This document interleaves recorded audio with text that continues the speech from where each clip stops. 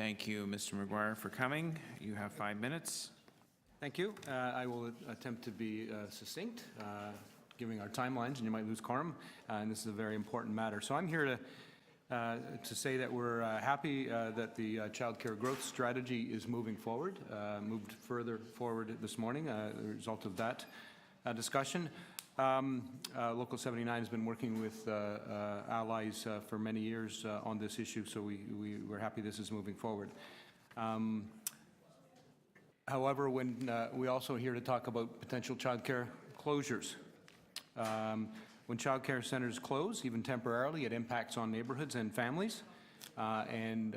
Before you, there are 2 childcare centres with some closure, even if for some time. The Davisville Early Learning Centre and the Lawrence East Early Learning Childcare Centre.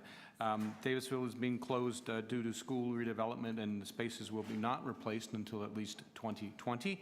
The Lawrence East is closing in preparation for a larger and more suitable centre opening, but that's not until later, not until a year later. Closing these centres will reduce the city's childcare capacity by 67 spaces for a period of time.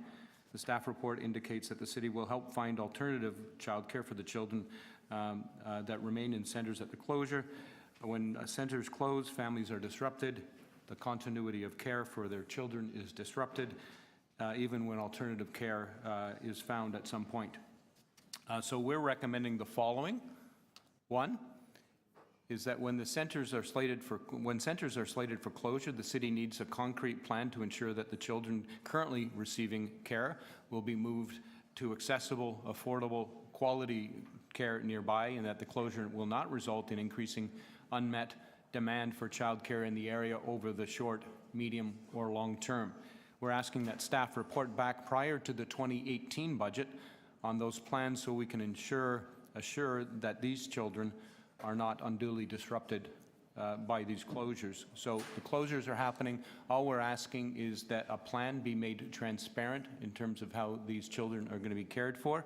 And secondly, we're recommending that the city review opportunities to expand directly operated childcare through the real estate review and assess the possible expansions of current sites under that review. Okay, thank you very much. Any questions for the deputant?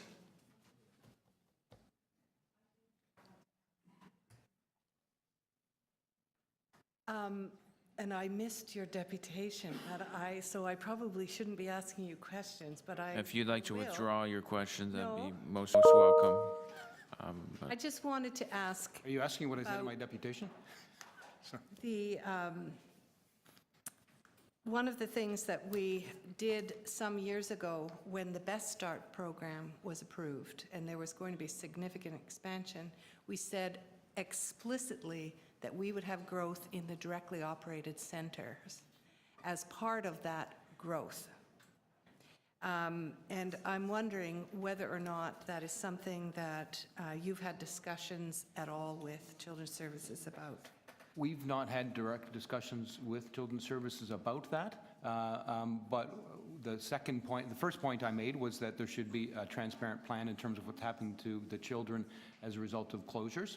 But the second point is that the city, as a part of its real estate review, should look at where centers could be established and as a part of that part of that plan to expand. Yeah. City directly operated care is an anchor for childcare in the city. We think we should plan forward to how that would continue and expand. And I presume you would support a perspective that I think is going to come this morning, which is that no center should close until there is an alternative service available. I presume that's going to happen. Yes, we would be fully in support of such a direction. When this happens, there's disruption, whether it's temporary or long-term closures. There's disruption to children, to families, to communities, and there should be an apparent plan in place. Great, thank you.